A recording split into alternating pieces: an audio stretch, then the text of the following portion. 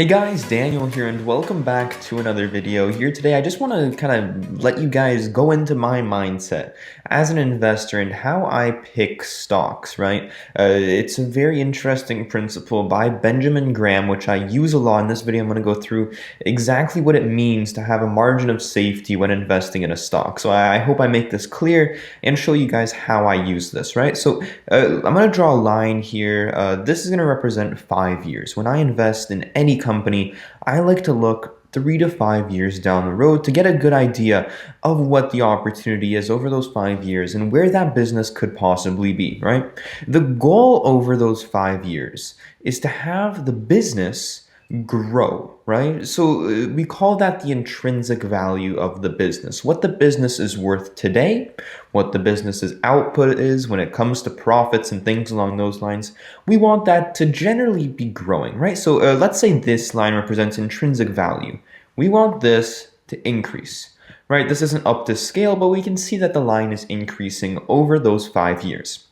Now, what's interesting is that the stock price, tries its best to track the intrinsic value. So, let's say in this case, it tracks it pretty well, but you're never going to get a stock that tracks the intrinsic value all the way.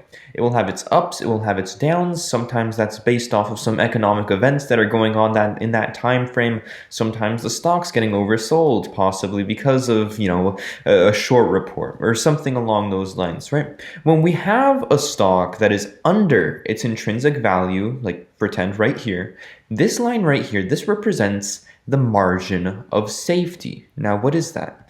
That is the amount that the stock price is under its intrinsic value.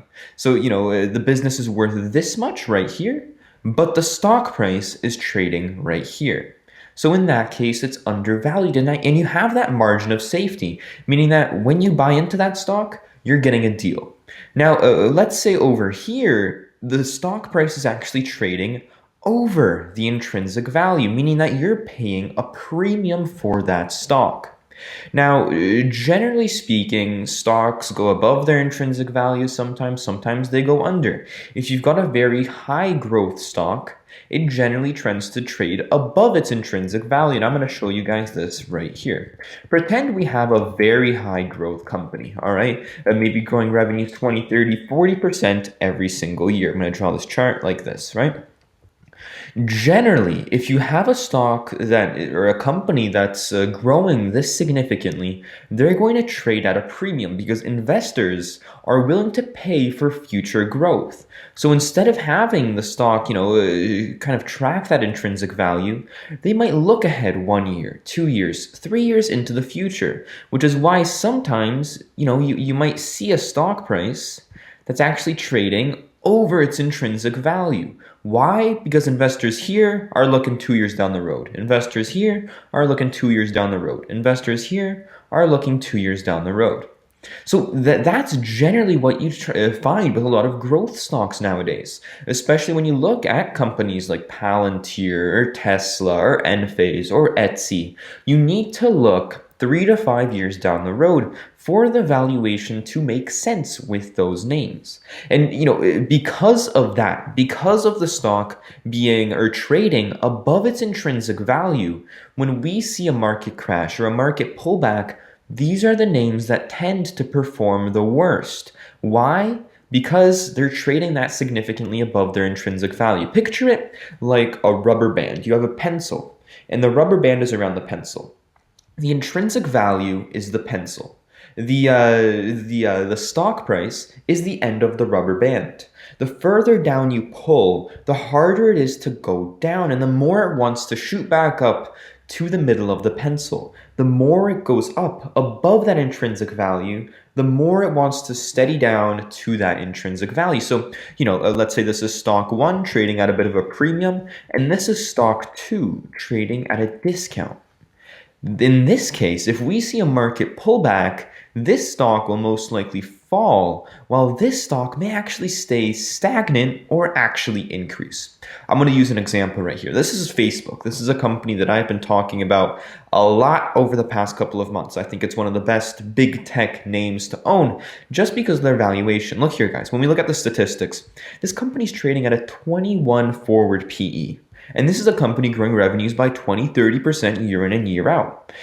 Companies like Apple, Google, Microsoft are trading at price to earnings ratios of 35, 37, while this one's trading at right around a 30. So what we saw here over the past couple of weeks here, we saw a market pullback. And we saw a lot of names drop 20, 30, 40, 50% in value. A lot of the big tech names dropped 20, 30%. What did we see from Facebook? From the moment this kind of mini crash correction happened, we saw the stock price actually increase. Why is this? I'm going to draw this out for you guys. Pretend this is the intrinsic value of Facebook.